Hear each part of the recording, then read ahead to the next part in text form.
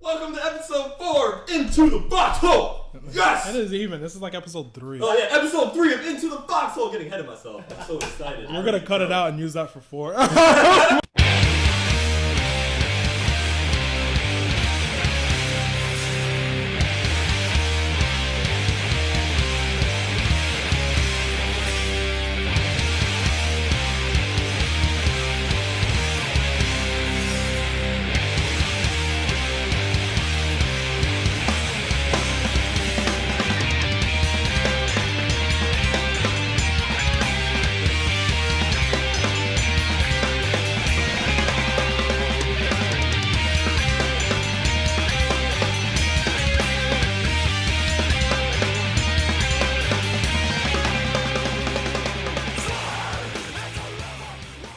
My name's Akash.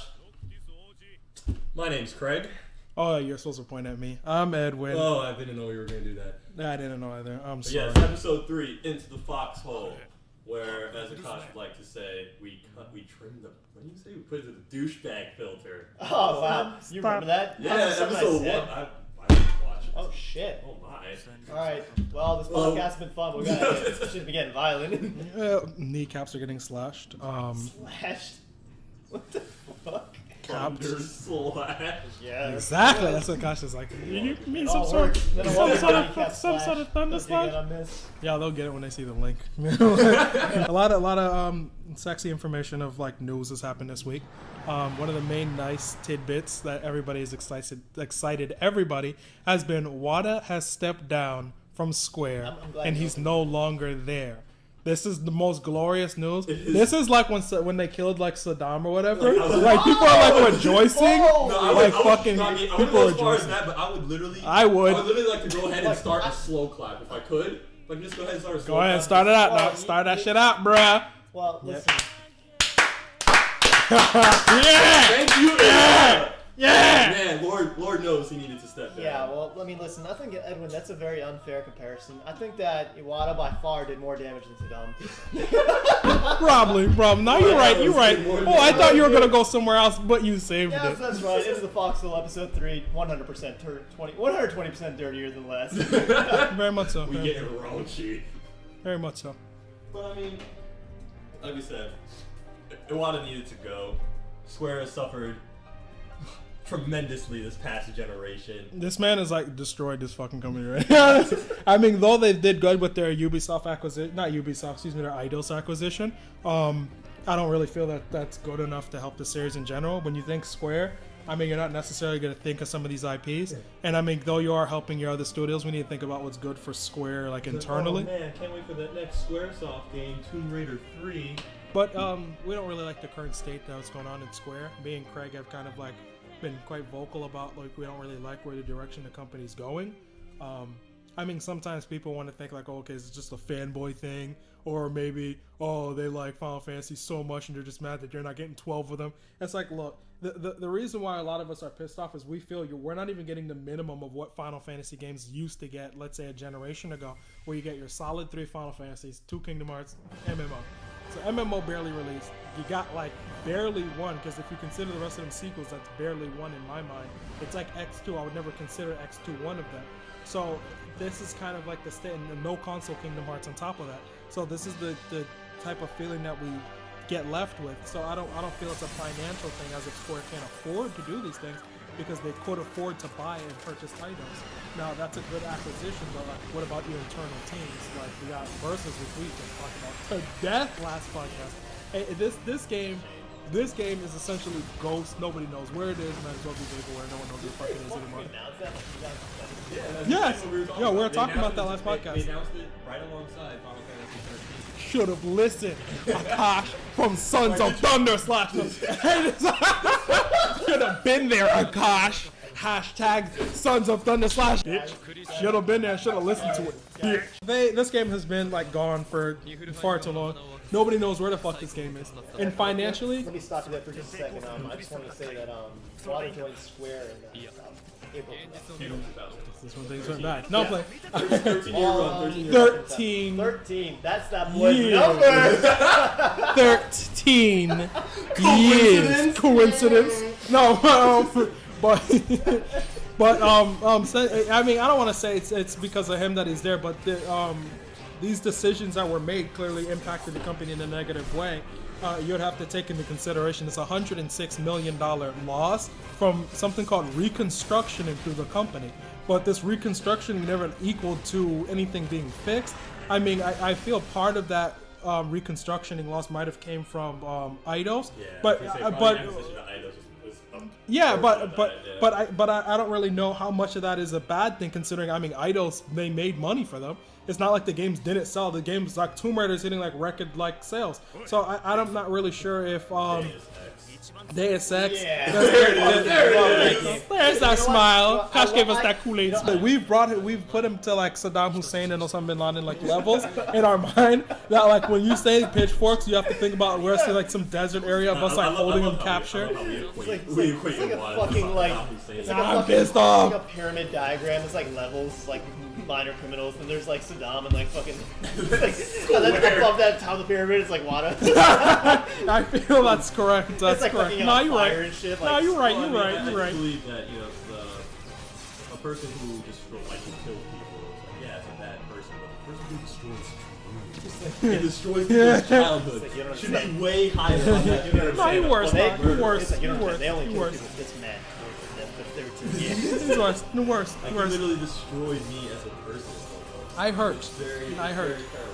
Now, It hurts a lot. Now, we don't really know in like the deep specifics to where this 106 million went or like what was specifically done with it. All we really know is what hasn't been done with it. Damo wasn't making a console Kingdom Hearts game. Damo wasn't being done to put in finished verses, and it wasn't even done to be put down to finish 14.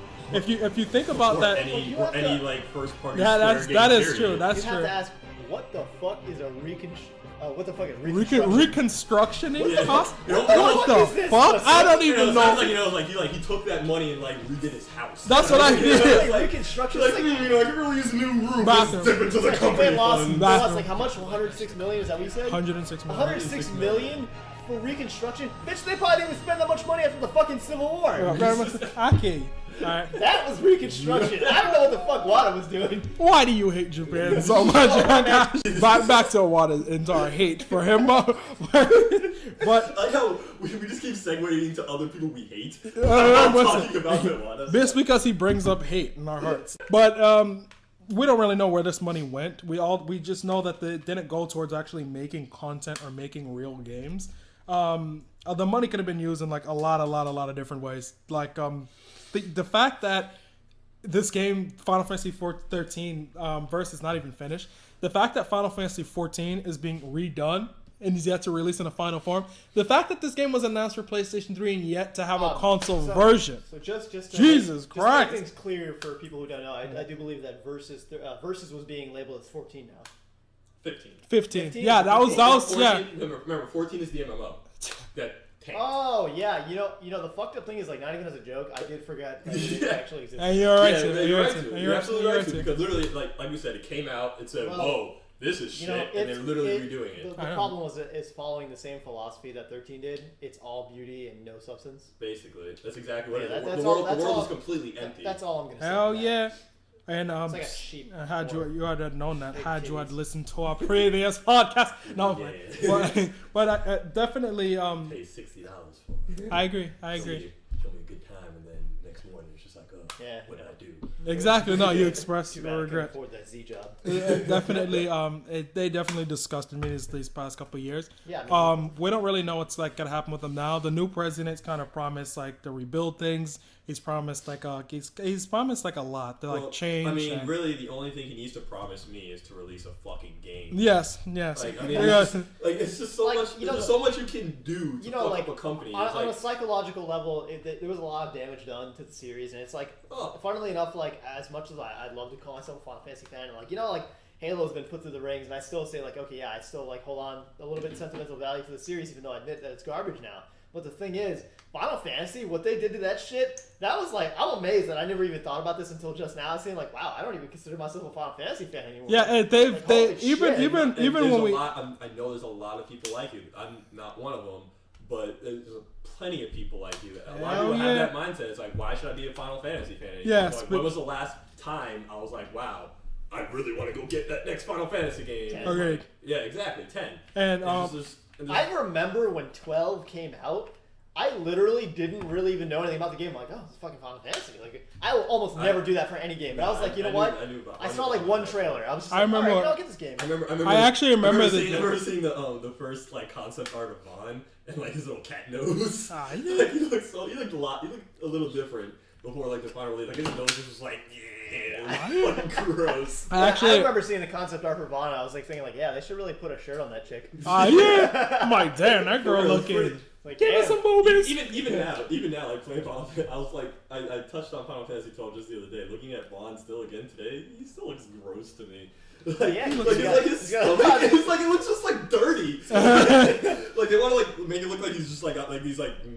I guess like these great abs, but it just looks like it's got that fucking like black dirt. Yes. Almost looking like his ribcage just wants to like come out of his body. He's got the spray on abs. Yeah, it's disgusting. Just clean yourself. so Basically, what we're trying to say is clean yourself. Although, like on a side note, I will say that was a fucking gorgeous PS2 game. Oh my That was a good game. Damn, That was a really good gorgeous. game. It was gorgeous. I actually, You know, in terms of like world, the actual lore and like that's the the way thing that about they that like game. fleshed out the world. That's an awesome game. My favorite part about Final Fantasy Sansi. 12, Sansi. well, just the world itself. The world itself was fucking. I loved the awesome. world of that game. The world was great to me, but the story sucked. Yeah, the story did Like, suck. It had premise though. Like it was cool. Like the fact that the idea like the judges and that was Oh, Yeah, that's what I'm saying. That's all part of the world. I mean, that Like, concept was it's just more like- interesting than the execution. I mean, none of that shit really I felt equal to something cool. But just the story itself, just to me, like Final Fantasy 12 story was literally, oh man, we need this thing, got it. Okay, now we gotta go get this thing, got that too. Damn it, they stole it. It's okay though because we can get like this one. Okay, got it. Let's go fight the last boss. That's what and then the last boss is like, hey, who are you? And then you kill him, and then game's And then you over. compare that shit to like Final Fantasy 9. Oh yeah, we're a band of thieves attempting to commit political fucking crime by kidnapping the princess of a country who does not want to be the princess. She wants And then you to be find out that kidnapped. there's this whole political intrigue between her mother starting a war with other nations, It's and just then like, explore the other nations and view and meet their people and see the differences. oh, it's And disgusting. see the ruination that they left behind, that these black maids that's- stuff. What the fuck? Ladies and gentlemen, this is what we Holy call good- this is what we call a story. Yeah, You yeah, see, There this is a There was politics. There was fucking romance. there was a fucking plot. Movies. That's all I want. There was a play. There was a play. That was There a was. beautiful play. Oh, that was Story funny when about you and him had to friendship fake the and little ideals. plague thing to get Yeah, out of there when you're yeah. kidnapping the princess. Yeah, you That was a like, cool you- scene. you like Maybe- fell into the middle of the play and you kind of And like let's- ad and lib let's shit not- like, oh, well, let's just keep this It shit going. had a lot of humor. Oh, a lot of humor, a lot of personality. And you know what? This may seem like we're going off topic, but bam, those are all things that 13 did not have. Oh my god! Oh my I god! like how you tied that back up. Like how you tied that back up. Like how you tied that back up. I actually did like Yeah. a little video, like I just like to test out my capture card. Yeah. I did a little video just like playing to like the opening of Final Yeah, Fantasy. so- Whole video It just is. saying like just playing through the opening scenes and explaining like my likes and dislikes about it, and like I literally wanted to like say like, oh yeah, my likes and dislikes about it, but like it kind of turned into like a lot of me like ranting and like why I hate this game so much. And, like, But- I took it from like a gameplay perspective, a story perspective, everything, and just like I just kind of destroyed that game. Like, No, I you're felt right, like it just wasn't good. It's the like plot was it's terrible. You didn't care about anything that was happening. it's hard to find a lot of things to like about that game because they changed so much from the core Final Fantasy stuff. Like with 12, I mean, despite 12 changing some of the gameplay stuff up, every Final Fantasy game kind of does here and there. It still kept the core fundamentals of a Final Fantasy game and an Very RPG true. intact. 13 kind of not allowing you to. Necrohalls of Nabudis. 13. That's one of the greatest location names in that game. I'm sorry, In man. 12? Yeah, in 12. Yeah. That's some interesting places. That was like the tomb, right? Yeah, the tombs, the Yeah. Necrohalls of Nabudis. You had the sand, like you said, the Sand Sea. That was like Yeah, that was a it's hard the ass same fuck. That was a Yeah. hard ass fucking Oh, ass my game. God. That game was actually really hard in general. That game was Yeah, really that hard. game was really hard. But, Yeah, they maybe do the that last boss MMO was feel. really- They had the MMO feel where it's like you can run into enemies that'll fuck your shit up. Yeah. They'll Oh, no, they'll let's hit get you. this go up again. They'll hit Get you. about it. They'll hit you. But That's fucked up. You're like trying to run away. No, can't get away. Well, I definitely like the concept of having it where it's action, but you could also pause it to be turn based. That's something that I like that they did with 12. I liked almost everything with 12, with the exception of the actual story and There's an option to concept. make that turn based. Yeah, You can make it wait. Like, I played the turn-based, but like it's when you open the menu, everything will pop. It's essentially the same thing. Like after you're done doing a move, it doesn't move for so you. It's the same thing. Like It's ATB active versus. It's the same thing. That's I chose. You can change from active to wait. Yeah, so I chose to play it that way. I probably realized that when I played it, but I forgot about that. I was about to be like, you're shitting on my dick here. Right? No, bring the battles in 12 and shit. That's how I played the game the first time. I always play active because I'm not a bitch. Sorry, I know I need to. I'm Final Fantasy fan. We're playing turn-based on this. Why would I do that? He's like, I'm sorry. I'm terribly sorry. No, I'm sorry for you, Akash. No, but I played it that way because I'm a Final Fantasy fan. I'm gonna play it the old school way. Shit! You heard me. Damn. Yeah. Yo, I'm gonna You heard me. I'm gonna keep that. I'm gonna make it every time I turn on my computer and just have everyone's voice saying, "I'm a Final Fantasy fan," just so I know. And when I mean, and ladies and gentlemen, when I say Final Fantasy, I mean pre-13. No, I just decided to play active because I like series. skill-based things and I can think on my feet. But yes, we're getting off track. It was like we usually do. E-games, no Wii Sports, no play. But yeah, so basically, I'm really hoping that this next president of Square really gets his shit together and realizes that us as SquareSoft fans, we still truly enjoy Final Fantasy and we still want to see it do well. And well, I mean, it was like one of those series where you knew it had to end at some point. Because you didn't want to. Like I actually was like when I was younger, I was like, no, I don't, no. Fuck no. I want to. I say no because it doesn't need to. No. When I say end, I'm not saying by actual you want it somebody actually ends it. I'm saying somewhere down the line, what happened now is what it was gonna happen.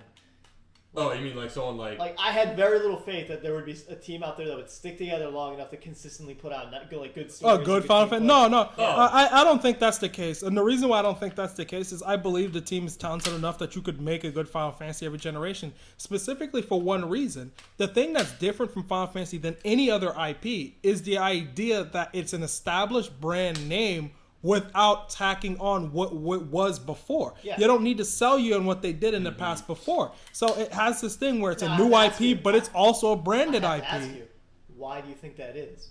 It's all narrative and certain thematic elements of the game. Yeah, it is. And the ability for a team to put out consistently a good story that follows certain things like chocobos, probably a crystal, some other bullshit like that, whatever. Yeah, but it's not as if they didn't go deeper into this universe. There's a lot of Final Fantasies that they have your cyberpunk Final Fantasies like what 10 and 6 did, and then you got more of your closer Final Fantasies are more like the Middle Ages kind of like 9 did and 12 did. So you would have to understand that you don't need to do all those different elements. Final Fantasy is one of these things where you could go futuristic, you could go medieval, you could go almost any time period with this game series. I don't think that has anything to do with that. I'm not arguing that fact at all. I totally agree with you. But what I'm saying is that when it comes down to it, each Final Fantasy where it distinguishes itself is certain changes in battle system and mostly narrative.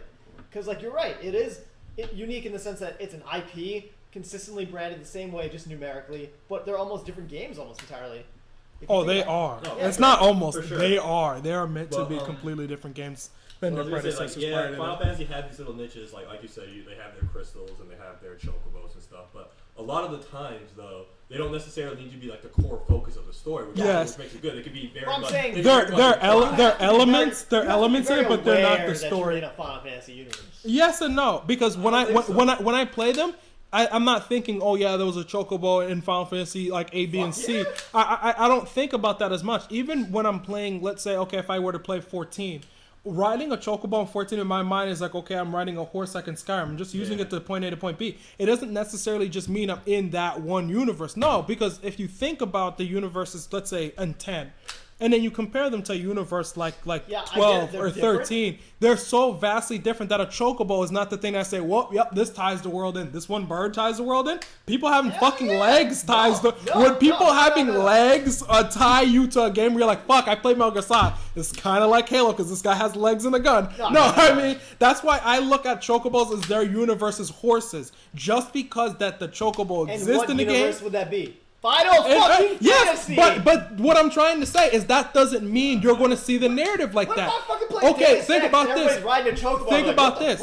If you were to play a game like Ico versus a game like Zelda, they both have horses. Would you consider them the same universe because they had the same creatures? No. You're misunderstanding what I'm saying. I think you're misunderstanding. No, because you're making it sound like that has something to do with that. There's the same things on there. There's RPGs out there that have the same exact shit that Final Fantasy does. Final Fantasy in no way, in shape, or form distinguishes itself from any other RPG besides doing it better than everyone else. Okay. I don't even say that. I don't even agree with that. Besides doing it better than everyone else and having these certain things that are unique to Final Fantasy. They used to do it better. They used to. They don't. I would never say that shit. I'll just let you know that by logic and they stopped making them after 10. So if you ever hear me talk about Final Fantasy, don't worry. I'm never. I wouldn't even say that. I think 12 was the last good Final Fantasy. Right now, I don't think 12 right was now good. Atlas 12 was a great Final Fantasy. Hell no, Even though I didn't like the story of 12, 12 was still a solid Final Fantasy game. I take 12 over like anything. I would take 12 over 13 any day too. But I like solid Final Fantasy. Like to me it is a playable Final Fantasy. I will go back. That's good. Play the shit out of it. That's why I think it's good enough. It doesn't make it a solid Final Fantasy game to me because it's missing what a Final Fantasy should have. Garbage story. That is a garbage story. It needs a story.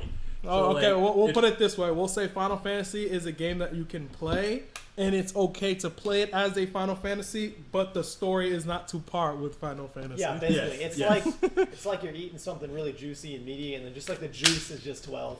Gay. The meat is not 12. Gay. That's gay. But it's like the fucking Boondocks, nigga. You gay? No, nigga, you gay? No, you gay? But we don't really care for what Square's released in like the last couple of years. And this like nasty. chocobos and crystals and all that shit. That's like a flavor of Final Fantasy. It's like something that accompanies those games. Right. It doesn't have to be in every game, and the chocobo doesn't have to be the same in every game. For all we know, like in Final Fantasy 7, chocobos are nice creatures, and maybe if they made 15, chocobos can be like chocobos can be like rabid different in other games. For all I care, but it's still a motherfucking chocobo. Yeah, right? They've kind of made them different. If I see a chocobo in a Final Fantasy game, I'm like, yep, it's a Final Fantasy game.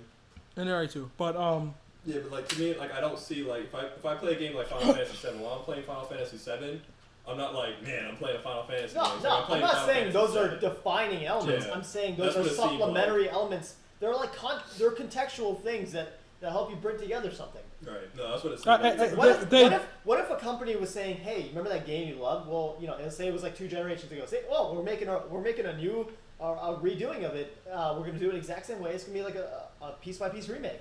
What if they went in, changed the sounds slightly, changed menu sounds, changed slight things like that? It would feel like a horror. It would feel like dirty as shit. It's like it looks like the same game, but there are certain things that just don't make it like the Bomberman for the Xbox. It's like I don't want to think about that. Same thing. Bottom line about this whole Iwata story. Thank God. And hopefully this new. Like, I don't even know, what's this fucker's name? I don't even know. Yo, look up the new ass. Who I'm going to be looking at for like the next 13 years. Who we're going to be yelling at next? That's if he lasts. Who we're going to be yelling at next? I don't really. I mean, I don't want to say. Well, yeah, I do. Fuck it. It was good. He left. I feel it was time for a change. His name is Yosuke Matsuda. Yosuke. But yes, they are cutting costs, and they need to get rid of some shit. Hopefully this guy could fix what's going on, because I've always felt for years that what's wrong with Square has nothing to do with the development of a game. Like many people, I've always felt it's up to management. Man. It has to. Yes, because I've never felt it was. I remember reading an article that was saying basically the CEO is very highly determinant of what happens even to the lower echelons of the company, because what they transfer down to their underlings go down to their underlings, etc. Right. Point is, he makes the big calls, and when it comes right down to it, obviously the right calls are not made. He hasn't made it. The only good call he's made, obviously, is because the overall design philosophy of the company is probably dependent on him. Yes, it's not even just that. I feel it's the management that's going on in terms of controlling what these teams do.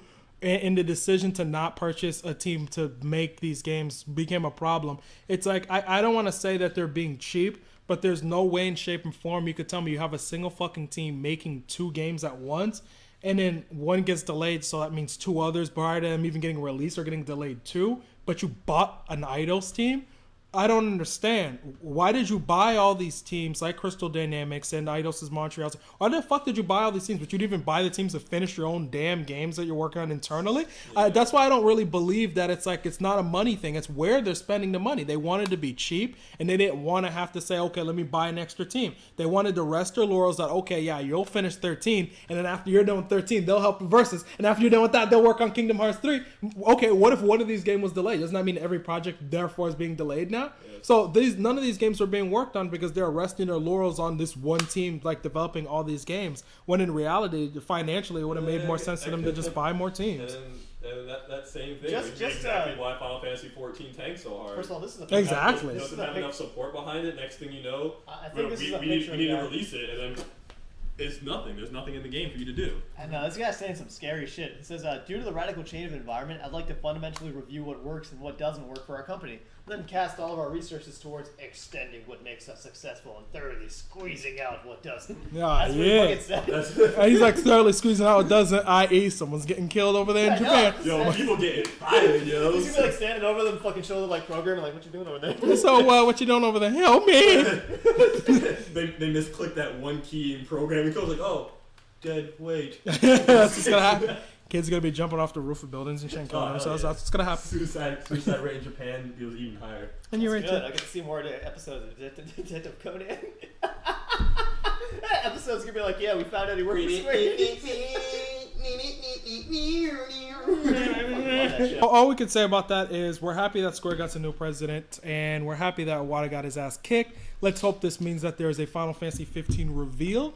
And let's hope that that reveal isn't them trying to redo Versus, because that would probably, in my opinion, it would mean they admitted some sort of defeat. But I the only thing I could say from this to end this is that even if one of these projects release and we do end up getting this game for real, like the amount of trust that was lost between this company is so detrimental that to the point where even when Square shows us a gorgeous tech demo of like from the Luminous engine, we don't have that excitement because we don't believe them anymore. So it's like you showing us this almost means nothing. Except Craig, because he's just a fanboy. He's just like, what's wrong with you? So good. I just feel that had this had been another studio, I'd be more. Did I move it? You might have moved it. Had this had been a different company, would have been a little bit more excited. But it being Square, kind of you lost the trust from this developer, and I'm hoping that trust could actually be regained back with this new president. And the way that could happen is you release Final Fantasy 15, you release Versus, and you announce Final Fantasy 15. I'll gain my trust back. If he's able to purchase a team to help Nomura make Kingdom Hearts 3, you'll be okay. So I'm definitely hoping they do that. If they do that, then my trust will be regained. But next generation, what I need from them is Final Fantasy 15, 16, 17, 2 Kingdom Hearts games. If you could do that for me, maybe I'll give a fuck. First Because of all, that's bringing it back to the good old days. They did one major mistake with Kingdom Hearts. Is that They didn't make it. They fucking- didn't make it. That fucking shit. They have important They story didn't- elements They didn't make it. in like portable titles, like Birth by Sleep. I'm okay with it being done in Birth by Sleep because many portable titles have like. so good. It was. Though. There's a lot of First portable all, titles that have I like obviously strong. don't care about it being a portable title. My point is that they're gonna make it like fucking Kingdom Hearts 3 finally on a console, and the people are gonna be like, "What the fuck happened?" Exactly. That's what it's gonna be like. The old Like, people there's are. no gap between honestly- 2 and 3. Honestly, though, Yes. there is no gap between 2 and 3 because they haven't made a game that takes place between 2 and 3. That yet. is true. Really? No. Where does Birth by Sleep take place? Birth I've by only Sleep played takes like place the. for everything. It's like a only prequel played to the like- whole don't series. spoil anything. No, 'cause I've Birth only by played- Sleep takes place before any Kingdom Hearts game, before 1. It's a prequel to everything. It's the first story. Oh, good. You would have known that had you had listened to our last podcast. We'll move on to other interesting news. GDC and PAX East happened like this past week, and interesting things came out of them, like a bunch of portable games. Portable games? Nah, I lied to you. Oh, A bunch of indie games. Well, there was some I portable mean, there were games. some. There was like is PSV that games. What we were talking about?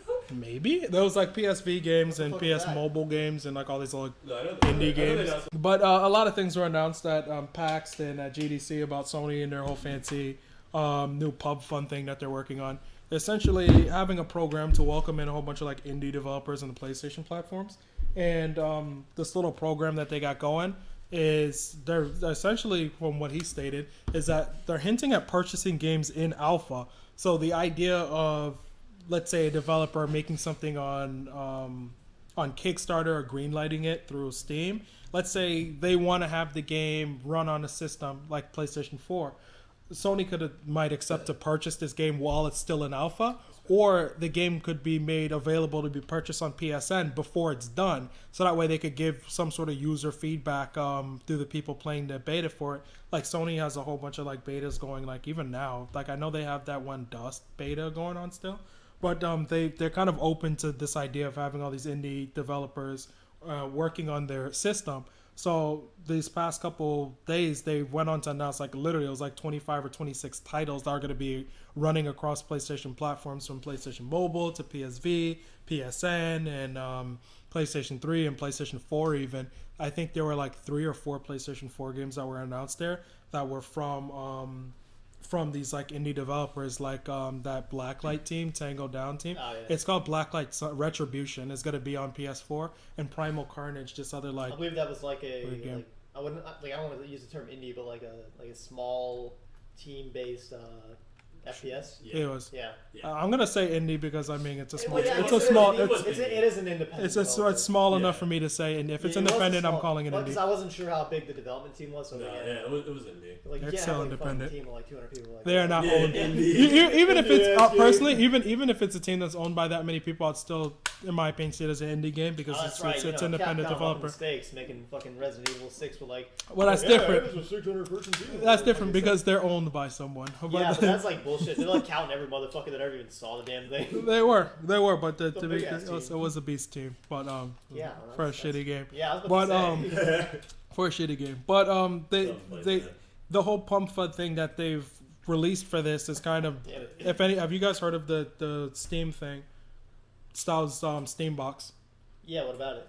A lot of insiders, from what I've been reading and like tweetings from our unnamed sources, a lot of things I've been reading have been suggesting they're doing this to combat the Steam box.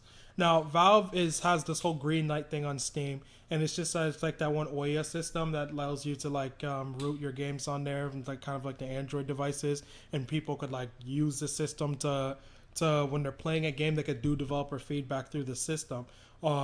The same thing as with Greenlight, with the Greenlight stuff for Steam. You could purchase the game while it's in beta and then spend money to what you feel the game's either A, worth, or how much that they'll give you stuff like Kickstarter. Kickstarter gives you either beta access, a hat, or the game, or whatever. But a t-shirt. Fucking hat. It's also a t-shirt. You get a free hat in Team Fortress Series. Yeah, exactly. Team Fortress hat, or a fake hat and then a real one. But they're doing something like that, but they're doing it on like a console scale. But the Steam box, Steam's next little console that the people rumored to be working on, is it's going to be running on it's going to be like that other company, that OnLive company, like streaming stuff. It's going to be like streaming it, but this indie crowd, it's all cloud based, right? Yes. So this entire system sounds like it's really kind of dependent on this indie crowd to kind of help it go along. The idea that independent developers will keep a lot of content for the system. So if this rumor is like 100, if it's true, then Sony would have made a really, really, really right move by doing this, because they're essentially saying that the closed restrictions that consoles used to have towards indie games, they're trying to lower that gap. To say your system's open source and to allow any developer to work on that platform now is essentially trying to say we're trying to combat and stop Steam before Steam even tries to come out and release this. And realistically, I see that being a huge possibility, because even myself, having Steam on my PC, I mean, clearly I'm not going to buy the Steam boxes. If you own a PC, there's no fucking purpose for that shit. Reason. But that's what I was actually about to ask you, like, because I was like, checking out stuff on the Steam box, and I was just thinking, like, what was the purpose of this again? It's literally like, it's like we're gonna make a console, but secretly it's a PC. Yeah, to me, honestly, all it is just to bring Steam to people who have consoles. They must have some. If they were not Valve, this shit would not fly. They literally just said, yeah, it's a PC, but we want to bring the PC to the TV. I'm like, some motherfuckers get an HDMI cable and hook that shit up. Exactly. That's what I don't understand, buddy. DVI to HDMI, buddy. Hook that shit up right now. I don't understand what the problem is. It's easily done. This is like World War II, like big ass supercomputer in a room just to decode a simple message. Yes. No, it's just not it. They're decoding. They're It's Enigma. definitely easily done, but I think it's just the console is a bit obvious. A big market for console games is just people who just, I guess. hate to say this, but it's like they're Lazy? simpler. Damn, right? right? I know. I didn't. I can't find the right words. Like they're just so simple that they just want to. I'll help you out here. Like fucking PC elitists. No, I'm playing. What Craig's basically saying is that there's a crowd of people that they're that beginning gamer where like they don't want to tech savvy. They don't want to take the time to think about what kind of graphics card am I making. Yeah, exactly. And they don't want to necessarily buy a rig and then have to go. They just want to have their preset console, and then they know that if I download something onto this, it's gonna work. That's the strength of the console. It's a term. It's called data abstraction. It's basically you take away everything. It's basically where all tech is seeming to be heading right now. Like look at Windows 8. It's a bunch of fucking squares and shit. It's all retarded. But whatever. Point is, I'm sorry, yeah. Point is, it's a simple interface. You don't have to worry about shit. You just buy a fucking game, you play it. That's it. You don't have to worry about installing that shit and messing with the settings and all that crap. I'm sorry. You just gotta worry about getting shot in the kneecap for saying this. You are not simple. It's okay. I didn't mean it. I was just searching for the correct word. They are. They are. No, it's for people who don't want to fuck around with that stuff. Like a PC, you have options over how your games work. Not wanting to fuck around with that stuff isn't necessarily a bad thing. It doesn't make you a bad person. No, it does. It supremely does, though. It really does. Like you're like straight like double spawn in that bitch. No, I'm playing. You turn that around and be like, I was saying that shit. You awful motherfucker! How dare you call our fan base simple? You were just telling me last week you wanted to. Oh, you bitch! Oh my! Tricksters. No. Tricksters. No, but most of my time playing on console. No, but them wanting to do this. I mean, so this would essentially kill a lot of the. I don't want to use that pun. Steam. I was like. I was trying not to use that pun, but this would essentially try to kill their Steam. You obviously want to say stop. Steam if you would. I didn't want to use that pun. Douse their Steam? Yeah, it's sick. How the fuck is that possible to douse Steam? Steam is like water. Fuck you. But this would essentially This would slow down their Steam. I want to say it like that. But it would be, because if you think about it, it's going to be difficult to warrant selling a It's gonna be hard to warrant selling a Steam console, only because when you think about it, I mean, having the always on internet on connection to play because you're streaming it now is like one thing, but the Steam library doesn't go through all of PC. That's another thing, and another thing is like, do we even know how the performance will play on crappier games? But I don't want to like discount the Steam system prior to it releasing. This is really the only reason why I brought that up was because I feel that Sony's strategy with this pump thing was to combat what Valve might do with Steam, with the Steam thing. I think I've kind of already been. It all boils down to one question. One question only. What is this bringing to the table that isn't already being brought to the table with consoles? What do you mean for Steambox? Yeah. It remains to be seen. Only reason why is because they haven't even officially announced it themselves. So it's though they've announced that they said that they're working on something like that. They haven't. A stupid company. Exactly. They've talked about there's something different about it. Entire console just to say, hey, here's Steam. You can stream it. Yeah, I truthfully think that they're using the terminology Steam as like a subsidiary of their own branding. No, I personally think that a lot of people don't understand. I think it has to do with streaming it. They've already stated that it will be a stream type service. So if it's going to be a streaming type service like on live or something, 100% like cloud based. Yeah, so it's just going to be a cloud based thing. So I mean, it's nice because you're going to have some sort of optimization if they have the systems optimized. That might actually work for them. It's kind of like the whole thing with Apple. Like all these things that Apple products can do and they do well. That you can do that on any kind of PC whatsoever, and I'm not going to open that debate whatsoever, so nobody say shit. You're lucky I don't kill you. What I am saying is that a lot of people who aren't tech savvy, like Craig said, or as he said, as what he said is they're simple farm folk, is what he said. Craig. Shit. What he basically said is that fucking a looked lot up of people to this don't man. want to mess with that shit. Christ. That's why they like Apple products. Weed hacking little simpletons. Damn, Craig. God. Damn. Fucking rawhide, denim wearing motherfucker. Like I said, Apple products, they do things really well that like you don't have to be tech savvy to use them. They just fucking like it's all data abstraction. Like you just fucking like it's like literally just like pressing a button. I get you. I see the purpose for it means anyone can do it. Like I get you. Imagine if you could stream. It's like like what consoles are doing right now for streaming. Like you can stream with just the push of a button. You don't have to buy a fucking PVR and do all this shit and get or like fix your render settings and all this crap like that. You don't have to do any of that. You just push a button, and that means everyone can do it now. And that's the same thing. Maybe the Steam box can introduce cloud-based gaming to everybody. Yeah, I think it could be. I don't think it's going to be everybody. I think clearly it's going to be the few who are limited to having a solid internet connection. Another thing is how much bandwidth is this going to take up? Craig. Why am I calling you Craig? Hello. Oh, because they're both black, Akash? Wow. Damn. Wow. Fucking racist. Sons of Thunder Slash, you racist bitch. You have to have a solid internet connection. I was going to say, but Edwin, doesn't everyone have an internet connection? We'll talk about that later, bitch. We'll talk about that shit later. Very much so. We'll talk about that shit later, nigga. I should kill you right now. No, but this whole pub fun thing that Sony's starting now with having all these little indie titles all over across their systems. In terms of indie development, how does anybody think that this is going to combat what everybody knows Microsoft has done? Microsoft is kind of, in terms of how Microsoft sees with indies, they've always been very strict. Like, you have to have a cap of MB you have to go over. You have to have the items have to be for sale. They can't be for free.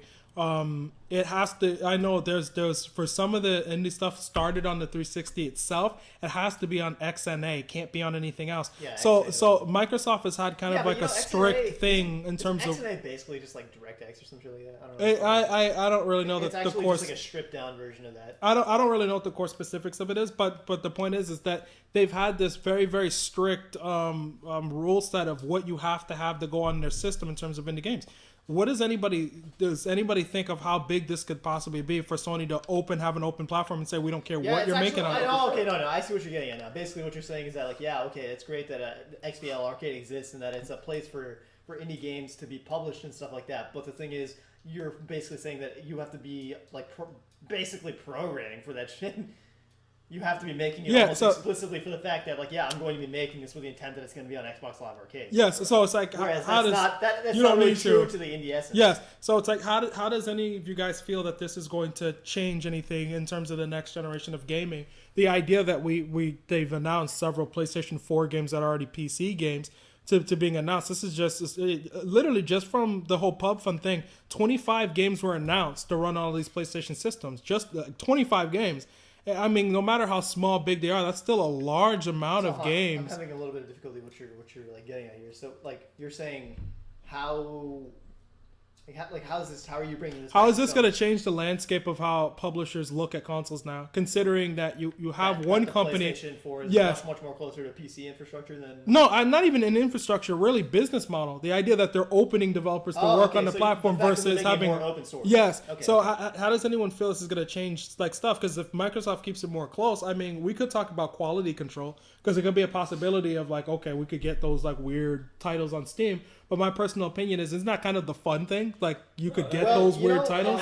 Having those... I'll let you continue. I just have a small point to make, and then you can pretty much go on. You remember a while ago when they actually announced the PS Vita that we were talking about how they were bringing over all these indie games like Angry Birds and stuff like that? Yeah. Oh god. Well, I know. I fucking hate that game too. But my point is they were trying to get in a cell phone market, etc. Right? And those are technically indie games because they're made independently.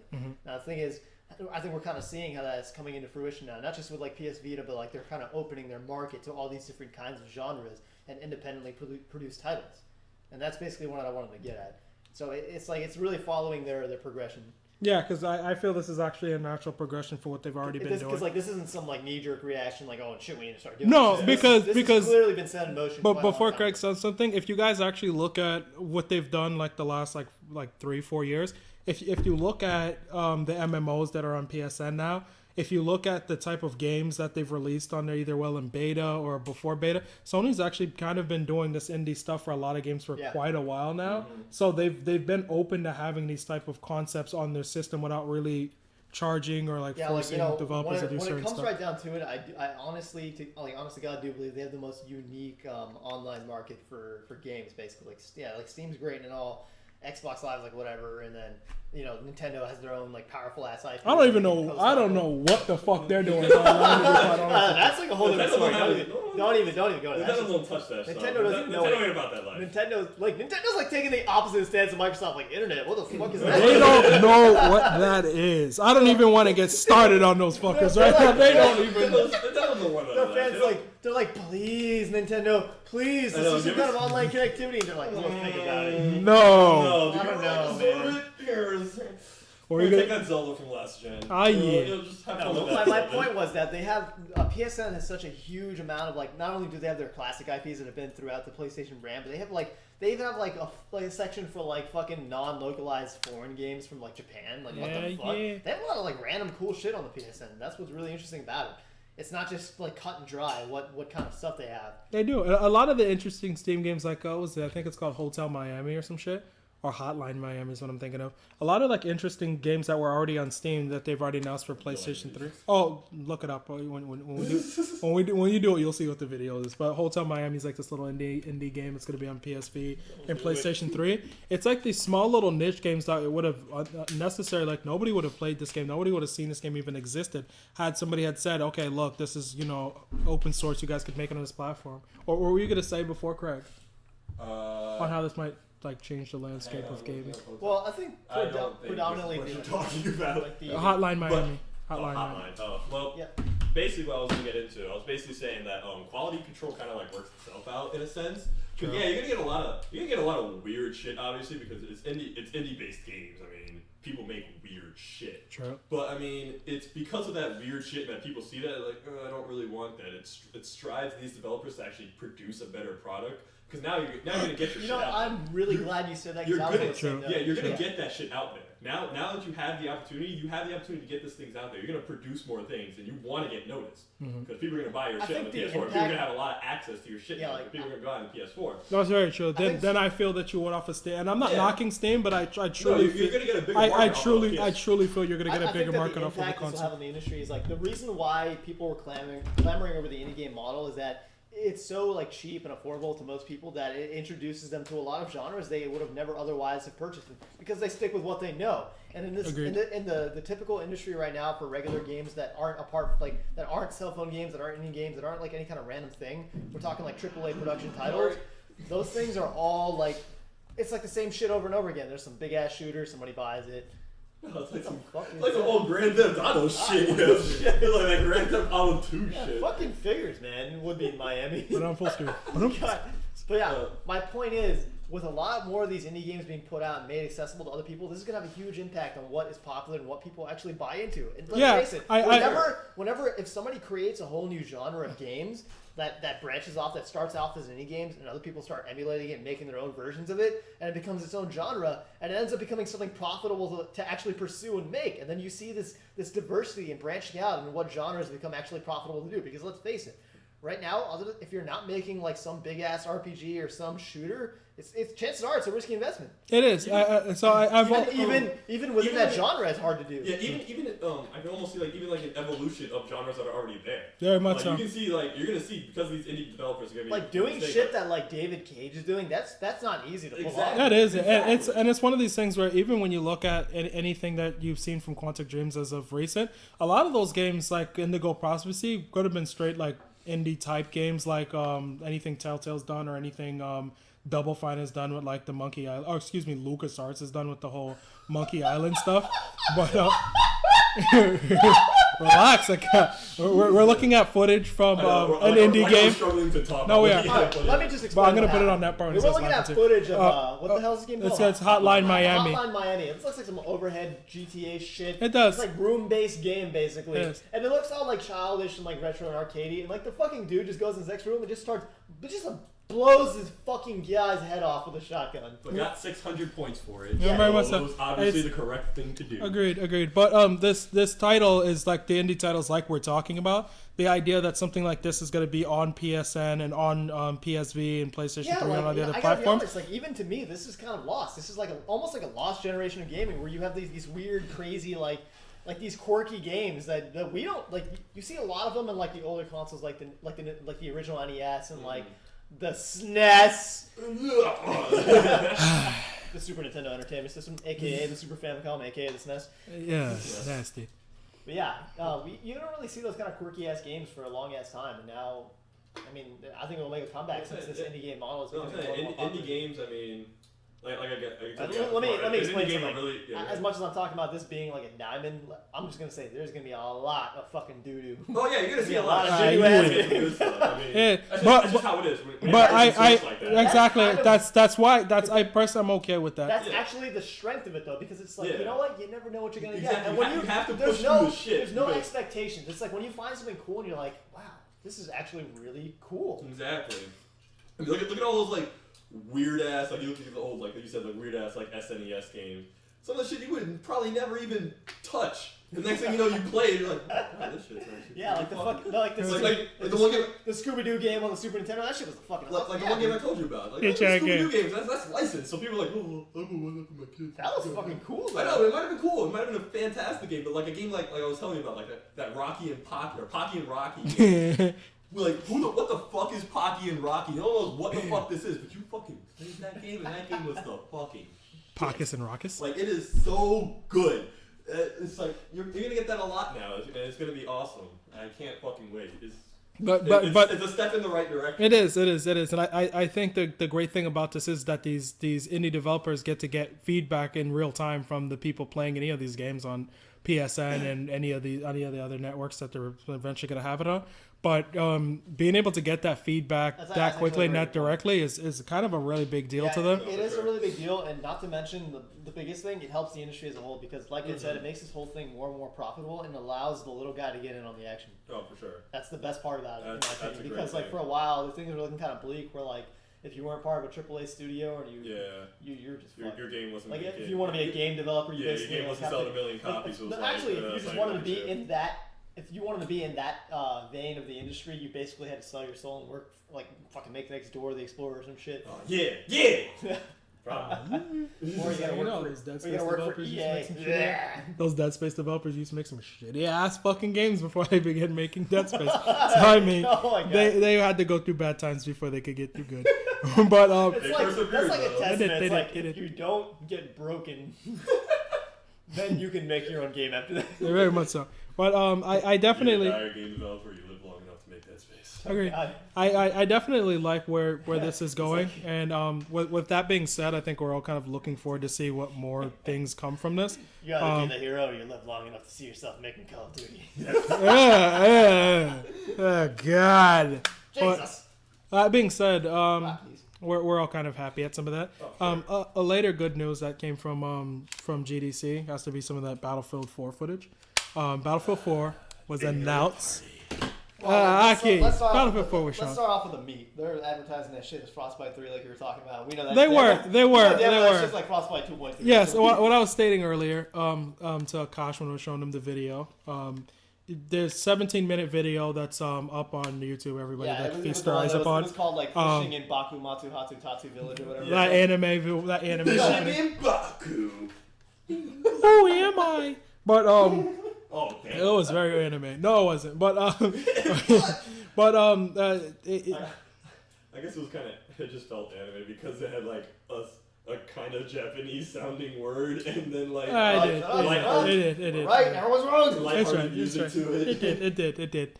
But the opening starts off, some Jeep is turned upside down. Killed him. Oh no, I'm not seeing this right, Greg. No, you're right. No, the trailer opens up. They're inside some sort of Humvee or Jeep turned upside down, and water's in it, and then they're telling them to do stuff. In terms of the story, like we don't care. I'm not even gonna touch them on the story because I just don't fucking care. But we're just gonna go deep into the multiplayer aspect of what we want from it and what we think they could do from it. But in terms of the engine itself, before we get to anything else, they after showing this long presentation and showing this really long demo of it, they go on to state that it's running in Frostbite 3. So I know everyone's confusion is like, fuck do you mean Frostbite 3? This is not, could this be the third Frostbite? You guys didn't just make a damn engine. And it's not. It's a patent term. It's a marketing point. Yes, and I was telling Akash earlier that I felt that maybe they're just saying this as like 2.5. It's really not. It's like this is running in Frostbite 3 or it just said Frostbite 3? No, they said that themselves. Like they said it themselves that it's running Frostbite 3. But they don't have enough time to make another Frostbite engine. That's just impossible. So so the likeliness is that this is essentially Frostbite 2.5. It's just an upgraded version of Frostbite 2. I can't believe in it, even the wildest dreams that this is the third Frostbite. But it does look good. I mean, I'm not gonna say it doesn't look Well, I mean, like it looks it looks like Battlefield 3. The smoke and like the particle effects and all that stuff are really cool. They're all better. They're all better, in fact. But Everything's that's what you would expect from a sequel. Yes, everything's no, but it's not like better. It's just suggesting not so much better that it warrants being called like Frostbite 3. Oh hell no! But it looks good, and it looks the way you would expect a sequel to be done within the same engine as the last. It definitely. It looks interesting, and the destruction sort of looks there, but you can't really tell from this trailer. It's a single player trailer, so we can't really tell how much this destruction is going to impact the multiplayer game. I got a chance to play Endgame this past weekend. Finally, I got time to play Endgame. You're gonna want who's got to carry this conversation. It's the fucking shit. Endgame is awesome. No, but please educate us. Endgame is awesome. It's new expansion to Battlefield 3. And basically in Endgame you have Capture the Flag, which is fucking amazing in Battlefield. Capture the Flag is just really strange. What makes it work? Everything. The vehicles make it fucking awesome. Vehicles with people playing Capture the Flag and being able to like freaking just explode the vehicle that has the flag in it, or it's really and Warhawk was the shit for Capture. That's what really made Capture Flag epic. Warhawk was just awesome. Capture Flag was epic as shit. It was. So during the beta of Warhawk, like me and Marcos and Travis found like all these like we found a lot of like bugs in the game, and one of the bugs that was in their original beta was you could get the flag, jump on someone's Warhawk, and they can essentially fly to the base. Dude, but you can't do that anymore. I don't know. Did you play 1942 Battlefield? Yeah. Do you remember people used to do that cheap ass shit on Wake Island where they'll fucking low fly over the Broken flag ass on low, the base, and they'll just jump in the plane? They'll like come and they'll dive bomb to pick you up, and you just enter. You just gotta like you have to like jump at the right time, and then you have to like press E to enter exactly right when they come next to you.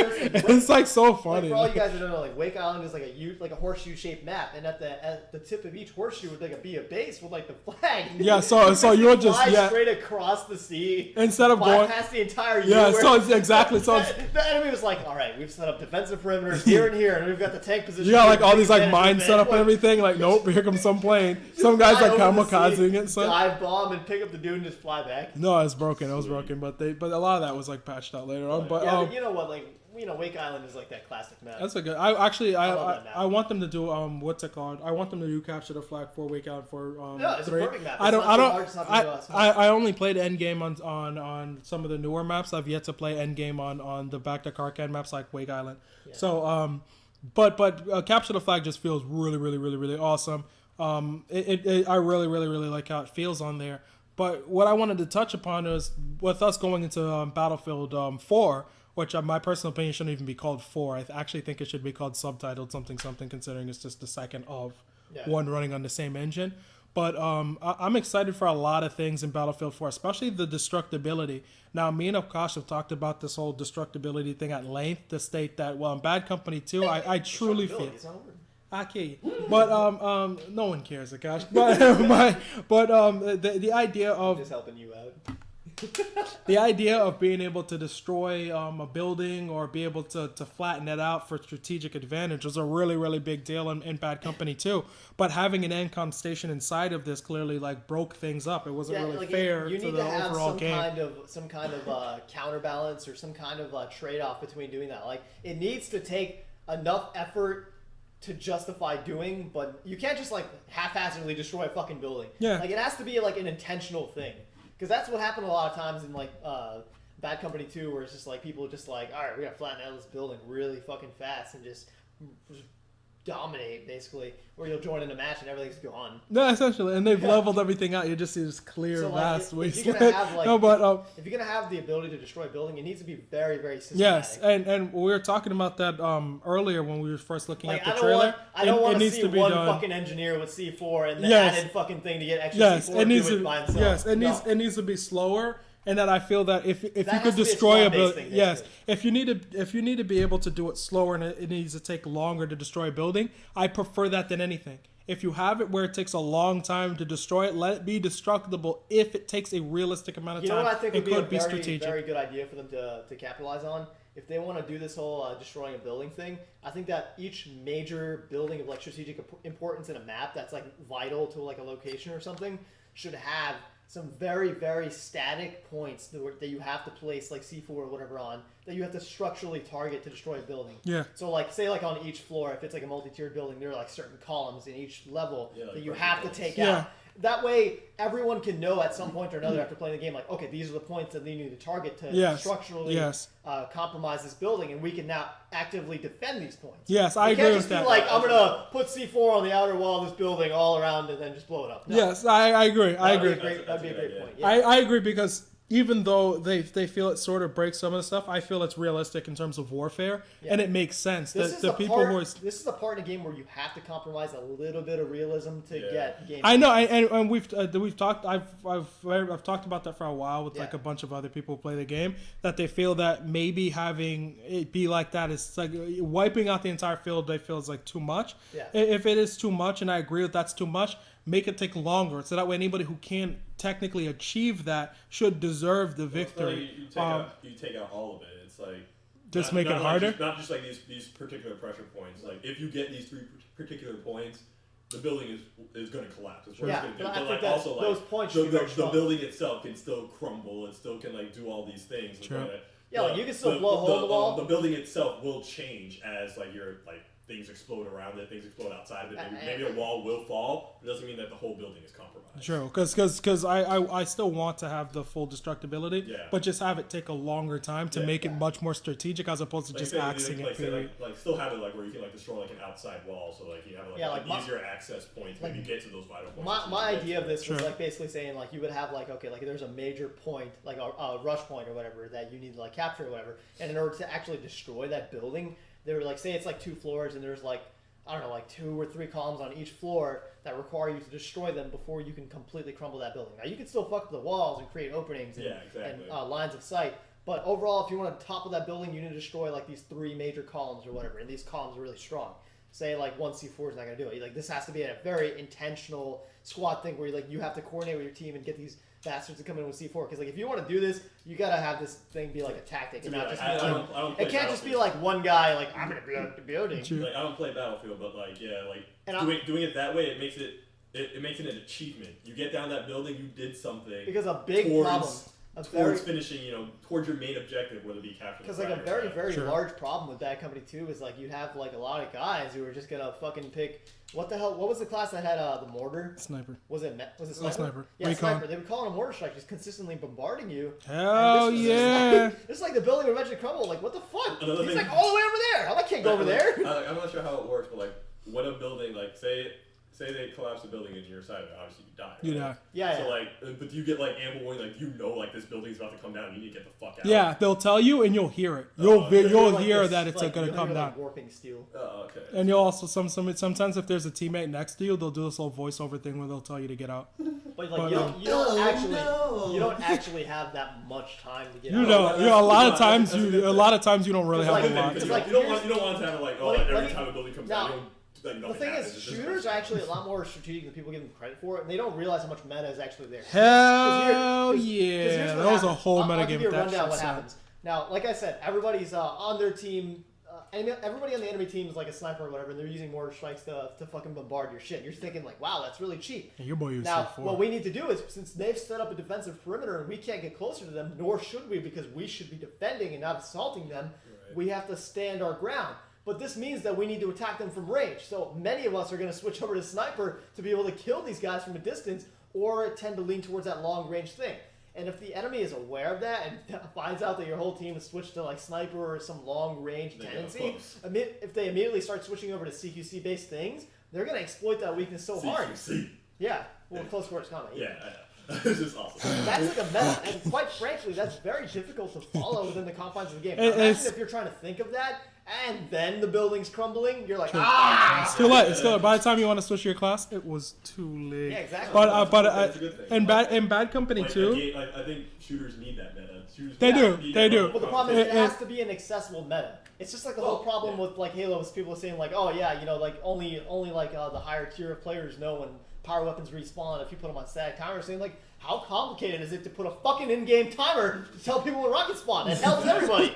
Everyone wins. Knowing when rockets spawn should not be secret knowledge. That should be knowledge that everyone has, so everybody can fight for it. It makes for an exciting match. Yes, no, but I definitely like the whole meta thing with the destructibility, because it's how I played Battlefield strategically. It's how I played it. A lot of times when I'm defending. Before you say that, I just want to add one point to my idea. I was saying like the key points would have obviously like a large amount of quote unquote hit points to actually destroy the columns. But I think like the random buildings should only have like one column holding them up. Just if they're of non-strategic importance. Yes, that's what I feel. Yeah. I feel that just kind of adds to that whole trees. That adds to that whole fun factor. Yeah. Of you blowing shit up. Go. But so if you get some asshole camping out some random building, you could take care of anything, yes. just fucking take care of that shit yourself. Yes. Well, so in the game I played Bad Company 2 a lot, largely that way. With, let's say, if you're defending, to go and blow up a building that's in front of where the objective is you're trying to defend, or to make a clear sight of path to where the objective is. So that way, destroying, some trees here, some trees there, and a building here, and if the objective is right here, it means that anybody coming within a large radius to it will get shot before they ever come up. Having that cover and that coverage and not being able to be seen strongly has a lot to do with the gameplay. For if you can't be seen when you're in this cover, it means that it's very likely your team will lose because they won't know when to defend when you actually set it. Like, there is a skill gap between players, but the biggest thing is it's all about positioning. It's where you are. It's about the visibility you have. It's about the force you have in terms of the tanks. It's about even communication. The idea that somebody can't communicate that there's a tank coming up means there's no engineer to stop this from happening.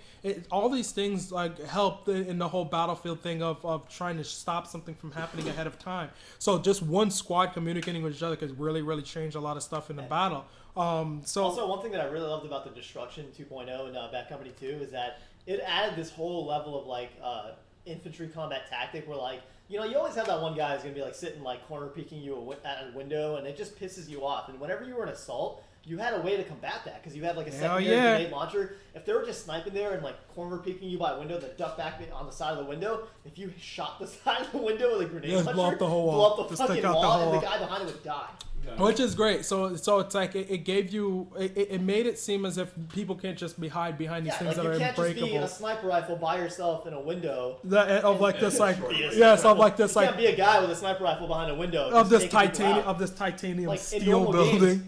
In normal games, what you'd have to do is probably the fatal flaw of normal games that you'd have to fuck this guy. Every time I try to shoot him, he hides behind the window. I'm gonna go in that building and kill him. Chances are there's probably some cheap ass claymores. Exactly. And there's only usually one staircase that goes up, and this is like, oh, I'm just gonna blow up the wall. Exactly. Yeah. So it makes it to where you can't camp, and it also makes it where nowhere is technically safe for too long, which is very real in any Battlefield. There's nowhere you could ever be protected for too long. Yeah, okay, like you really fancy this location so much, get your team to help you out so they won't let me use that grenade launcher. Exactly. So great. So since we talked about this whole destruction thing for long, it's very clear that this is very much what we want in the next one. I definitely want to see that return. Well, I mean, let's face it, it's something that fits the Battlefield experience. Yes. I don't think that it necessarily fits everywhere, but the Battlefield experience 100% fits. I missed that, and I actually want that to return to the series. I actually really enjoyed Bad Company 2. That was Bad Company 2 was Bad Company 2 was one of my favorite Battlefield games. Yeah, it's like I like the older ones, but Bad Company 2 just evolved it to like a really it's very crazy thing. An offshoot of a series that evolves the particular mechanics of the game so well. Yeah, and I wouldn't even say that as Bad Company did that as much as the Battlefield series was always going towards that change to begin with. Well, Bad Company is more infantry based. Yeah, it is, but it's like some of the changes, especially that were done to the classes, like the tank and the anti. Yes, basically turning them from engineer into tank. Because if you don't, it hurts the game eventually when there's too much mitigation between what you need to be. There was too much classes. You need to combine responsibilities into just 4 or 5 solid classes. The way they were changed in 2142 made sense, and it's not a Battlefield Bad Company thing. These are a Battlefield thing. So don't think of it as, well, Bad Company did no. The Battlefield series changed this. This destruction and this changing of the classes was something that it didn't even matter if Bad Company 3 released and if Battlefield 3 released and Bad Company never existed, these changes would have still been made. This is a thing that was implemented in the series because it needed to be implemented into the series. I have a question for you though. What are your thoughts on so everybody knows if you've played Battlefield, you know that as of late there are certain weapons that don't pertain to classes. Like you can be like an engineer And like you would think like, okay, engineer shotgun or SMG, but you can sometimes have like this particular assault rifle or something like that. Yeah. Like classless weapons. What are your thoughts on that? On just how they arrange the weapons with the characters? Do you think that they're a good idea, or do you think the class weapon sets should be a little bit more rigid? I like the way they have it, only because I feel that people don't really think about how much that impacts it, but it impacts it strongly for one reason. Well, yeah, because a lot of times like you don't want to be set too hard into your own niche, because like if you're an engineer and you're stuck with a shotgun, because that's not the case with them too much. Yeah. But that's why they have spec ops. The option of having spec ops for every class just means, let's say assault has a regular assault rifle, and it's going to allow you to give ammo. But if assault has the ability to give ammo, and then the medic gives you the light machine gun, that's done for a specific reason on purpose. Oh, yeah. And the reason why it's done is it's trying to say, well, when I turn into a light machine gun guy, I have ammo because I need ammo. But if I turn the theme of a support. Yes. So if I have a guy that's giving life, he needs to have a gun that allows him to be powerful enough that he's ability to get in and out to give this life.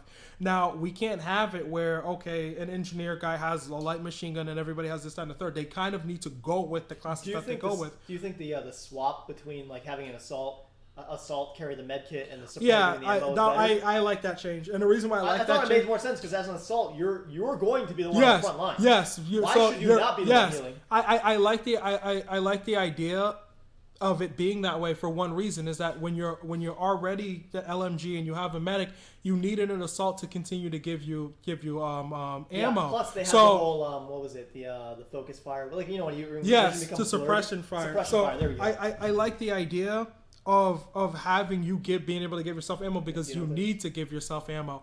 You spend so much ammo suppressing fire against people that you can't just have somebody else give it to you. Now, I do like the understanding that, it would make more sense team-based stuff like what they did with Bad Company. By not giving that to the guy who had the most ammo, it allowed for someone to give it to him. But if he needs health, he needs to come to you. So I kind of like that, but I do like the way they did it this time more, because it allows you to say, well, I'm going to give ammo to other people, but I primarily need this. My class needs this. I can't depend on another class for this. So I do like the change that they did to it, and I do like that the weapons are based through that whole class thing, where you need a specific type of character needs that. Like the carbine weapons being part of the engineer thing, just based on speed. When you're an engineer, you can't just be a slow person with a heavy machine gun. Yeah. You need to get in and out to lay down a mine or lay down whatever you're going to do, or shoot a rocket and get away from corner. You need to be really, really fast when you're doing these things, because standing in front of a tank and aiming for a bazooka is not necessarily something you want to be waiting a long time doing. It's either going to run you over, shoot you down, or kill you like really, really, really quickly. Not to mention, it's usually the center of attention, so everybody else can have eyes on it too. Yes, so it's one of those things where I kind of like where they went with it. Yeah. What about rezzing though? Like I noticed like you can like kind of like almost instant res people, like they die and you're just like, oh shit, bam. No, yes and no. You have to you can do that to an extent, but after a while you have to keep rubbing the little things to bring people back up. And also, like you in the middle of trying to bring people back up, they could choose to not be brought back up if you keep bringing them up. Well, yeah, there's that. I mean, that's one thing I always hated about Bad Company too. Like the speed at which you could res people is just disgusting. Oh, it's really fast, but I also didn't like that sometimes you couldn't stop them. Yeah, you have a choice because you'd be in a situation where you're getting murdered and a lot of your fucking soul. Yes, it's like anti-team. It is, and a lot of times you want to quickly switch to another class to assess the situation, but can't because they keep killing you. They keep bringing you back, and you don't want to be brought back.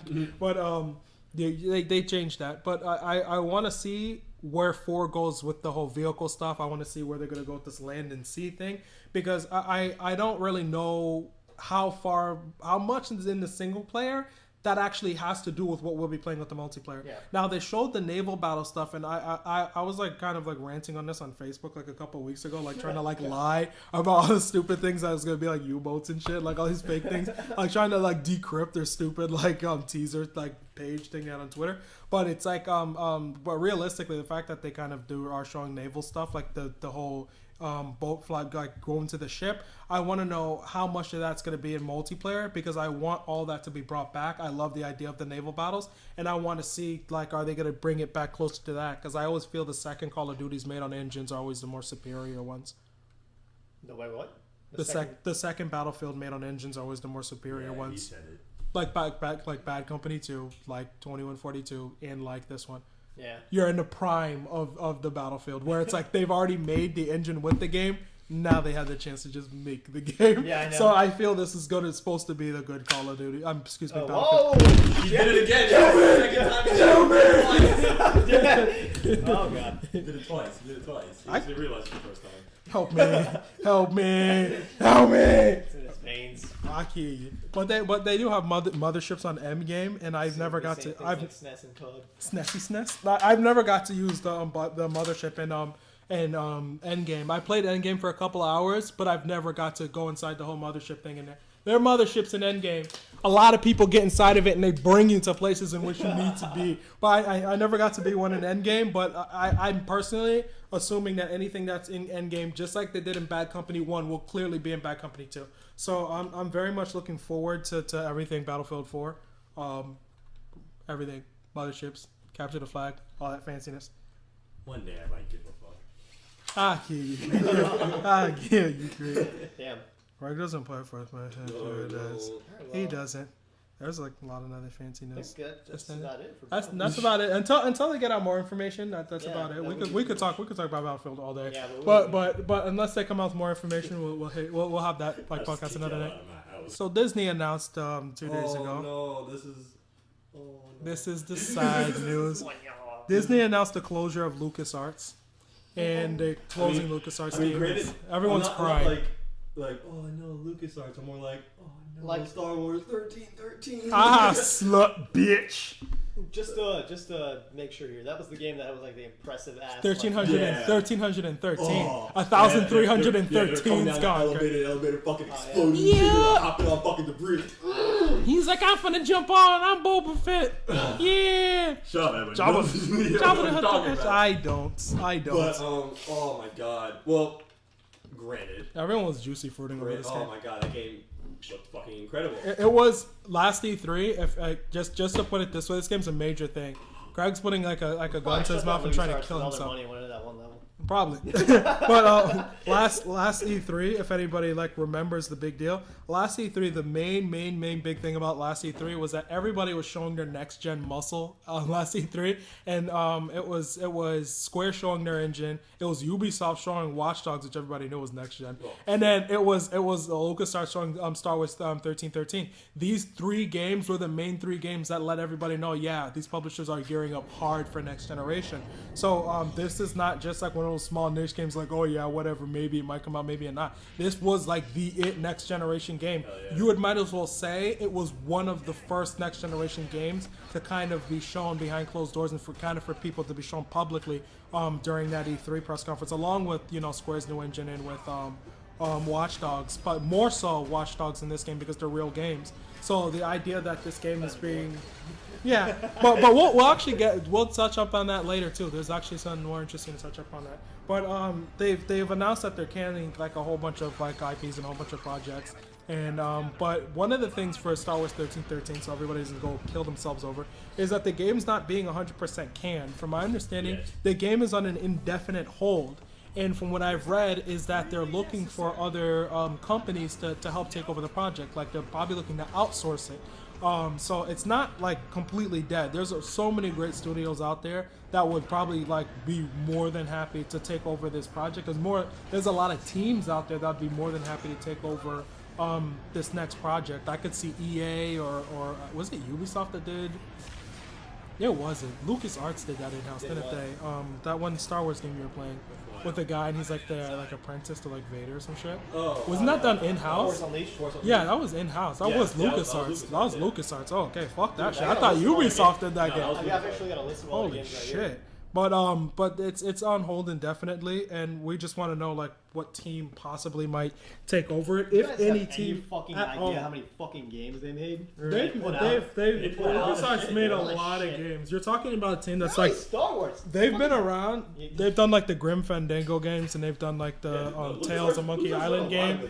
They've done a lot of old PC like point games. They're an old team. Story developer, yeah.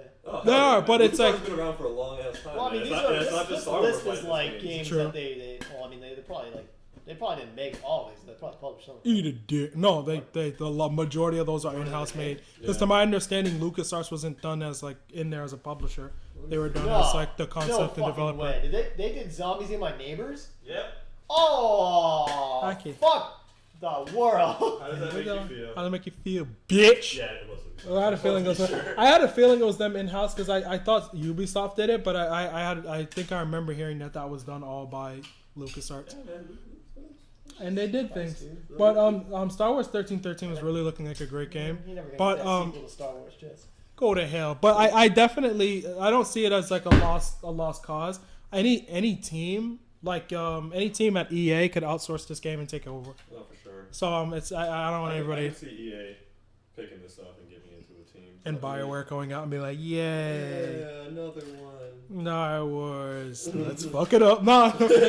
But I definitely see some team trying to take it over. I just find it hard to believe that they're just going to leave it at that. Especially the buzz it made last E3. I mean, like you said, like, this wasn't a little thing. Like, people saw this game and were shitting their pants. This was like one of like 3 games I was like, oh snap, this is like E3 was like kind of like a blur. Everyone was like, oh, it's almost 1313. Kids, Boba Fett.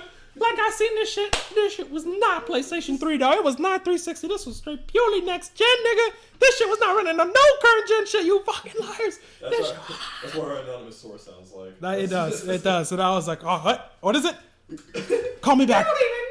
You don't even much know, dog. Call me back, Dark Falcon. I call him Dark Falcon. Call me back, Dark Falcon. Good lord. You guys don't even know what my source came up with. He said some. Dark Falcon is the nickname for our source, Mickey Mouse. Yeah. I'm telling the name. I don't want him to die because of you, bitch. They'll kill him. But I mean, this is just another storied example of how Disney likes to fuck shit up. Disney could eat a dick. Well, normally Disney kind of leaves. They kind of leave companies to kind of be their own. But we're not really happy. Damn, Into the Foxhole's canceled forevermore. Exactly, this is what happened. But it's like put out another casting. Oh yeah, we used to have the Into the Foxhole, but Disney shut us down. Disney did things. We said like 2 things, and we then thought we thought they didn't know because nobody like really watches this, but apparently they have eyes. And things happen. I actually bought a total view count of like 120. I bought like a really cool bath curtain. Turns out there was like surveillance equipment in it. Things happen. All right, things happen. How did they know I would go to that Walmart and buy it? All you need to know right now, all you need to know. We haven't even saved this sound bite yet, but they already know. Yes. They went into the future and listened to it, and then we get big. And they're like, shut us down to the past. And they're saving it. They're like, what is? Split a whole universe. That's what they're doing. They're like, what is this, sir? And they're like, when the seed grows bigger. And that's what, there's like some evil guy like doing 10 years like this. 10 years like the CEO of Disney's like, well, I have orders to take your firstborn child. Yes. Something I just gotta do. He's like, why don't we kill the worm now? Wait till the seed grows. Here's if you never had a gift card at Golden Corral. Nasty. Don't talk bad about Disney. I didn't say it. Edwin Norville said it. I'm editing all that out of here. Bitch ass. No, but anyway, but slut bitch. But yeah, I mean, it's actually really sad to see I said Ubisoft. You got the name stuck in my head now. It's almost sad to see LucasArts go. Yes. They're a very storied developer. It's very like they've released so many good games throughout the years. You know, and they're financially going to keep them up. I look at like even if you couldn't financially keep them up, they should have at least outsourced it to another team to take care of the rest of the projects to get finished up. I mean, financially, it would help them to do that if they felt they couldn't fund the teams. I see no problem in just outsourcing it to another team. If you couldn't feel you could afford all that like development, split the cost with another publisher. There's many publishers that have already used this license. There's so many publishers that have already used it. I see no reason to do what they did. Really. When did Disney acquire Lucas? Like really recently, like maybe I think it was last year. It might have. Before they actually made the Star Wars.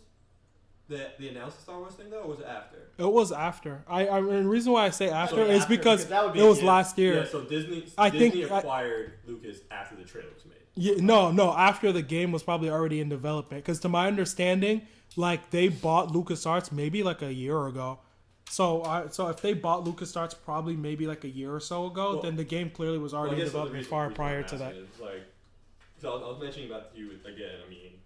like we all know they're making a Star Wars Episode 7, and this is Disney's movie, and I'm almost kind of wondering what direction Disney wants to take Star Wars, because say Star Wars 1313 doesn't follow maybe like a formula that Disney wants for like Star Wars, maybe like a new image. Maybe they just won't want this game to come out at all. You just said a new image. That's just fucking gross. You say a new image and then Disney, that's just like, holy shit. Exactly. I mean, that's exactly my point. Like, what if Disney wants like this little like? That's what they do. That's why and then you're gonna play like the new Star Wars 13. Akash. What if they want to like dumb down Star Wars? Probably. Make it more like kid friendly and family friendly. You guys know to the point that Star Wars 1313 just doesn't belong in that world. Agreed. Jar Jar Binks and shit. Well, GG Binks, that was prior to this. Jar Jar Binks was kind of like family friendly, Disney, but the thing is, he was like so exiled and so hated, so universally hated, that like you watch episode 2 and 3, he's like barely there. Like he's like it's to the point where episode 3 he doesn't even speak. He's like in like 1 or 2 scenes and he doesn't. He was like a janitor. You saw him like in between like opening a door and they closed. He really doesn't like. He's not like here. Like, he's not really like. You saw him in like a crowd of people when he passed by. Someone might have pointed to him, maybe. But he ended up becoming trivial. Like, oh, there's the Jar Jar Binks cameo. But even that, it's like still even afterwards, like Lucas like kind of redeemed themselves with like some of the other stuff that they came out with like that Clone Wars cartoon series was actually pretty. Oh yeah, I heard it. Yeah. So I mean, like it still had that almost like it could still be whatever it wanted, you know. But now with Disney being under control, is like if they wanted to make it this more family-friendly thing, Star Wars 1313, like I said, just may not fit in this new Disney world, you know, and they can just axe it completely. Very much so. Like I like what they're doing with it. I don't really think it's that. I personally don't think they're gonna do that. A possibility because I just don't trust Disney. I don't either, but just to make everyone feel a little bit more safe about the situation, Disney is doing a lot of things with other companies, but a lot of times they leave these companies to be independent of their own. Like with Miramax, all the Tarantino films are on Miramax. A lot of violent movies are on Miramax. I mean, it doesn't stop these things from being releasing. If internally they felt that, I mean, technically Disney hasn't really interfered with any of the Marvel stuff. If you look at all the Marvel stuff that's released, Disney's never interfered with any of them. You don't really see like a strong. All the good Marvel cartoons that are out currently. Well, yeah, I know. Damn it, Greg. I'm sorry. I'm very upset at them for like canceling a couple shows. I understand that, but any of the stuff that's been being released, like prior that was just movie stuff, have all been independent. They haven't really had that heavy Disney hand, so I don't really see the development of this game having anything to do with them wanting it to be more Disney focused or more family focused, only because, you know, they're a business. They know that this brand is focused on this. So I actually don't think that's what it is. They're far and above beyond that point where they need to put their touch in their hand and everything. Like they don't need to establish themselves. They're Disney. No, they don't. So, I don't think that's the case. For them, it's more about acquiring things and basically like dipping their wieners in everybody's honeypot. Yeah. I want to be a podcast without some wieners getting dipped in some sort of honeypot. Why? It's a very good point, but it just still scares me because I feel like that possibility is still there, just because I haven't seen a trailer for Star Wars Episode 7 yet. Because that hasn't come out, it just hasn't come out yet. I don't know the kind of direction that Disney wants to bring Star Wars, especially since Star Wars Episode 7, they can do whatever the hell they want with it, because each episode, like each trilogy, is its own closed off thing. They can make Episode 7 whatever the hell they want. They can do whatever they want with it. They can make it any sort of focus that they want to make it. It's scary to me that now they have complete control of these franchises, whereas Marvel, they have these stories. They have these characters that are very much... You cannot change these characters. I never actually thought about that. You cannot change who Tony Stark is. You cannot make him all of a sudden, oh yeah, he doesn't really drink anymore because we want to make him family friendly. No, Tony Stark is he's a drunk. He is a drunk guy who puts on a metal suit and goes saves the world. He's a douche. Yeah, exactly. You can't change that about him. I mean, because those Marvel characters are so set in stone. I won't perpetuate the fact that I really know anything about comic books. I don't. That's not really. Those are universes that I really knew much about growing up, and I still don't. But the thing is, you can kind of tell a lot of older superheroes and their renditions of them were always a little bit more not like family friendly, but they were always more like the original Superman. He's just like a fucking, he's fake. He's not real. And like a lot like recently, what has made these characters a lot more popular is to do a flawed interpretation of them, and a lot of the whole Watchmen thing. I think that's what a lot of it was, is that these characters are like very much like you have to fucking they're anti-heroes almost. Half of them are just regular people. Yeah, that's what it it is. The fact that it's almost like YouTube crave. Everyone wants to get on YouTube. Like everyone's making their own little channels and stuff. That's actually what happened to the Watchmen. I mean, yeah, we're doing it too. But I mean, I'm just saying, like they were successful in the Watchmen up to until it's a working formula. That's actually the key to making any kind of good entertainment, is to make something that it doesn't necessarily have to be realistic, but has to be realistic within itself. And you can't just have like people that are just like fake. Like no one, you can't relate to people like that. The thing is, like, you can't. What is exciting about Superman? Broken, ungrounded son of a bitch. I'm not a fan of Superman, so I can't really comment. I know, but we're getting a bit off track here. I don't know where this is heading at. We're talking about Disney, so I mean, like. They need to die. Like with Star Wars, though, it's like there have been. I guess you can say the same for Marvel too, but like there have been like happy little campy Star Wars stuff, and there's been like the gritty, grungy, like dirty, I'm gonna kill you, underworld type Star Wars rape. Stuff. So it's like I don't know. It just nervous me as a fan of Star Wars, the direction that it could possibly go. It's nerve wracking. I hope it. Ever since I heard Disney acquiring Star Wars, this is like, oh no. And it begins, Craig. Exactly. It begins. It could be the best thing for Star Wars ever. I don't know yet, but that's because I haven't seen anything. Well, they can't be delusional, is what it is. And like a lot of people say like, no, we'll exploit this and that, and then we'll ride the wave of this, and then nothing. That's a lot of next thing you know, this could just I'm watching episode 7, and it's like 2 7-year-olds trying to become Jedis, and it's like, hooray! Woo! Yeah. We'll make a game off it. It'll be all Connect. Exactly. Connect. Oh, they already did that. They did. Yeah. It's called Connectables. Yeah, have you seen the Connectables? No, I saw that. Have you actually seen the Star Wars Connect game though? That's what it is. It's 2 teenage kids running around with lightsabers. Stop. I don't want to know. Take it out of my brain. And Han Solo starts dancing. I don't want to know it. They do a Dance Revolution game of fucking Star Wars characters. They do it, Akash. It's not really something I want to hear. Not really something I want to hear. Alright, I think we should wrap this up. Searching